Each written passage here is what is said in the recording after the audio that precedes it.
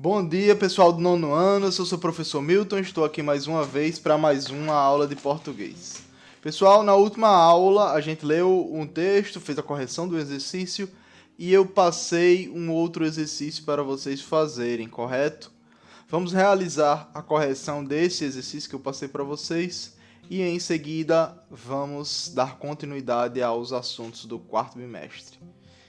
Esses textos, essa interpretação dos textos que eu estava dando para vocês também já faz parte do quarto bimestre. Então, no final de tudo, podem esperar esses assuntos na prova, tá? Espero que todo mundo tenha saído bem na prova, que poucas pessoas tenham feito a recuperação e quem fez, espero que tenha recuperado, tá bem? Vamos dar continuidade ao nosso assunto. Então, vamos lá. Página 35. Abram o livro de vocês na página 35, tá bem? O exercício é referente ao texto. Índice de obesidade no Brasil aumenta 54% em 6 anos, tá? Vamos lá. A primeira questão é a seguinte: qual o problema da população brasileira em relação à obesidade? Qual o problema da população brasileira em relação à obesidade? Segundo o texto que a gente viu aqui, né? Ele diz o seguinte, que a incidência de obesidade entre os brasileiros ela aumentou. É isso que é dito no texto. Aumentou em quanto? No título a gente já vê, ó. Aumentou em 54%. Em 54%. No primeiro parágrafo a gente pode observar que vem dizendo o período entre 2006 e 2012, tá? Então, é o aumento da obesidade entre os brasileiros nesse período, de 2006 a 2012. Hoje em dia deve ter aumentado ainda mais, né? Número 2, vamos para a questão número 2. Que preocupação o Ministério da Saúde tem em relação aos números sobre a obesidade no Brasil? Qual é a preocupação que o Ministério da Saúde tem em relação a esse problema, ao número constantemente aumentando de obesidade no Brasil? A preocupação, segundo o texto que a gente leu, né, a preocupação é que se não for feito nada, o número de casos de obesidades, ele em 10 anos vai ser parecido com o que tem nos Estados Unidos, que é algo assustador, né? Nos Estados Unidos é algo bem... Parece aquele filme Wall-E, não sei se vocês já assistiram, que é um robozinho que fica na sucata e quando ele vai para o mundo onde os homens estão, porque os homens já encheram o mundo totalmente de lixo. Aconselho até vocês assistirem se não estiverem fazendo nada na quarentena, tiverem com um tempinho livre. Wall-E é uma animação muito boa da Disney, tá? É da Pixar. E eu aconselho bastante, tem uma mensagem legal, é um filme bem bacana. O medo é que a população brasileira chegue a ficar igual ou parecido com a população americana, com um índice de obesidade muito grande. É essa a preocupação que tem o Ministério da Saúde brasileiro. Tinha, né, em 2012, a gente não sabe qual é a preocupação hoje em dia. Número 3. O que o texto nos mostra sobre o aumento de peso e a obesidade entre homens e mulheres no Brasil? Isso aqui, pessoal, a gente tem que ir lá no texto e olhar direitinho cada dado, né?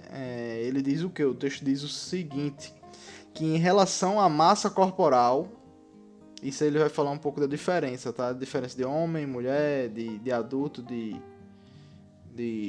criança, tá? Então, parafraseando o texto aqui, né? Fraseando o texto, na verdade. Em relação à massa corporal, 54,5% da população adulta do sexo masculino está gorda. Entre as mulheres, esse índice é de 48,1%. Quanto à obesidade, a situação inverte. Lembram que a gente leu essa parte?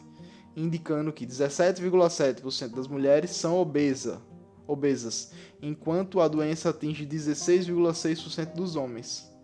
Engraçado, né? Os homens estão mais gordos, mas as mulheres estão mais obesas, tá? Obeso é quem já está com problema com o peso, já tem um problema que tem que procurar uma ajuda médica. Número 4. Que papel tem a escolaridade no número de pessoas obesas? O papel que tem é, segundo o texto, ele também fala o quê? Que as pessoas com menos escolaridades são mais atingidas por obesidade.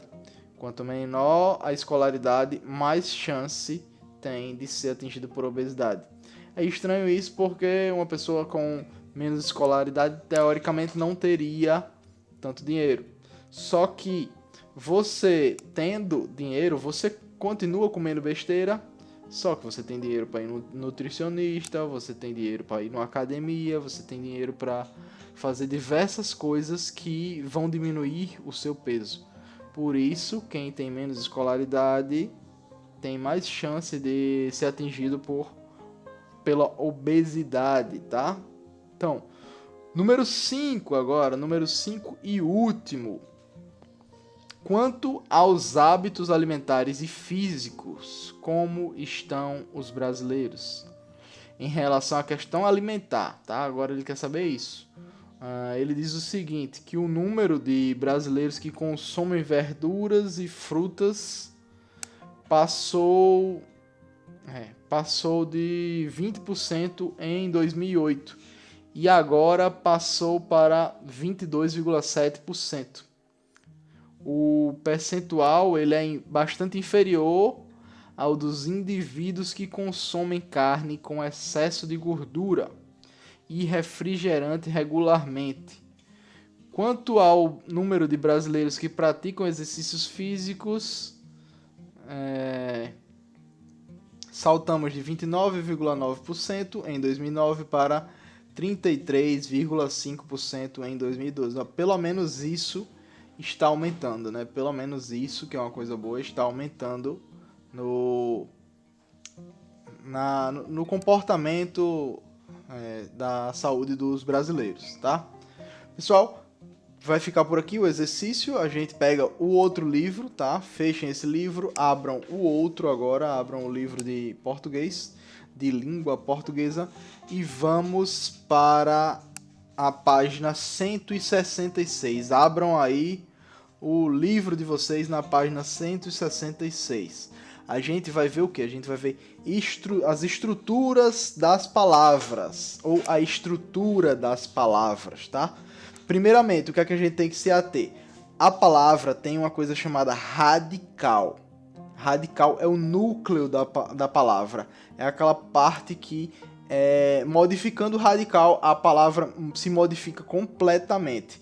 E outra coisa que a gente tem na palavra é o afixo. O afixo é aquela parte sobressalente da palavra. A gente vê no exemplo aqui nos livros de vocês, temos os exemplos, ó. A parte que está em azul é uma parte que é o radical. A parte que está azul aqui negrito é o radical. A outra parte é o afixo. Vamos conferir? Ó, temos o exemplo aqui, ó. Crian. Crian é um radical. Crian, tá? Se a gente colocar o sas, vira uma palavra, vira crianças. Se a gente, em vez de sas, coloca sada, com C cedilha, sada, vira criançada, tá? Se a gente bota o sinha, em vez de o sada, ou em vez do sais, fica criancinha. Vocês percebem que ficou modificando o radical, a palavra modificaria completamente, tá? Se a gente tentasse colocar qualquer outra coisa no lugar de criança, a palavra ia virar outra. Mas se a gente modifica o afixo, a palavra continua tendo aquela conotação, tá vendo? Crianças, criançada, criancinha, tá tudo relacionado. Por exemplo, se eu tenho a palavra motor, qual é o radical da palavra motor? Seria mote, M-O-T, tá? Mote. Aliás, M-O-T-O, motor, seria isso. Porque qual era o afixo que a gente poderia ter? O or seria um radical, né? O R seria um radical. Poderíamos ter também rista, que seria motorista, tá? Seria mote mesmo, porque se a gente poderia modificar o afixo pelo A e teria, aliás, por O, e seria só moto, tá? Então seria assim. Ó, a gente vem também dizendo aqui no nosso livro, ó, que essas palavras vem dizendo só aquilo que eu expliquei para vocês, tá? Essa parte aqui é só explicando aquilo, que temos a base, o radical, que é o sentido básico da palavra, tá? Ó, da palavra normal, o afixo. Sim, deixa eu falar o afixo, né? O afixo a gente tem alguns meios dele aparecer, tá? Temos o prefixo e temos o sufixo, tá? O prefixo vem antes do radical. O sufixo vem depois do radical, tá? Simples, fácil, muito claro, né, pessoal? Radical, afixo. A palavra tem isso, radical e afixo, tá? O afixo pode ser um prefixo ou sufixo, tá? Quanto à formação dessas palavras, elas podem ser também, primitivas, derivadas, simples ou composto. Isso aqui todo mundo já estudou em substantivo. Um tipo de substantivo primitivo é o quê? É o substantivo que as palavras que não se originam de outras. Por exemplo, pedra, sal, terra, carro, tá? E as palavras derivadas são as que têm origem em outras palavras. Por exemplo, pedregulho, pedreiro, tá? Carreta, carreira, assim por diante, tá, pessoal? A palavra sal, salgado, tem primitivo é sal, o derivado é salgado, primitivo de pedra, primitivo é pedra, derivado pode ser pedrada, pedreiro, pedregulho, tá? Além do primitivo e derivado, a gente também tem o simples e o composto, tá? O simples e o composto. Por quê? Porque temos essa diferenciação aqui. Porque uma palavra também pode ter mais de um radical. Isso mesmo. A palavra pode ter mais de uma base, mais de um radical. Assim como o sujeito pode ser simples ou composto, tendo mais de um sujeito, a estrutura da palavra também funciona da mesma forma, tá? Seguindo a mesma lógica. Se a gente tem só um radical, ela é o quê? Ela é simples. Se a gente tem mais de um radical, ela é composta. É uma palavra composta. Ah, professor, mas eu não sei que palavra é essa que é composta. Qual é a palavra que é composta? Vamos ver o exemplo que temos aqui no livro. Temos a palavra aguardente. Aguardente. Temos a junção da palavra água e a junção da palavra ardente. Juntando os dois fica aguardente. Essa é uma palavra. Isso é uma palavra que a gente utiliza. Temos outra palavra, deixa eu ver aqui. Floricultura. A palavra floricultura. Temos a junção da palavra flor com a palavra cultura, tá? Então, isso é uma palavra composta. Então, vamos rebobinar a fita todinha agora. Voltar ao vídeo do começo. Não é pra você fazer isso não. Eu tô só dizendo que eu vou dar uma revisãozinha. Estrutura da palavra tem o quê? Ela tem radical e tem afixo, tá? O afixo ele pode ser o quê? Pode ser prefixo, que vem antes da palavra, e pode ser sufixo. O radical, o que é o radical? O radical é a base da palavra, é o núcleo, é aquela parte que se a gente modificar, o sentido vira outro, tá? O afixo não. O afixo, ele continua com aquele sentido daquele radical, mesmo a gente modificando o afixo, tá? O prefixo ou o sufixo. A gente também tem, essas palavras também podem ser formadas por primitivo, que é o quê? Uma palavra que não se origina de outra. E temos o derivado, palavras que se originam de outra. Temos as palavras simples, que elas têm apenas um radical.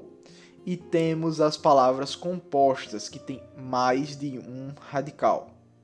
Entenderam, pessoal? Acho que está claro, né? Façam o exercício da página 167, tá? Vamos corrigir na próxima aula, página 167, tá? O 1 e o 2. Muito obrigado pela atenção de vocês e até mais.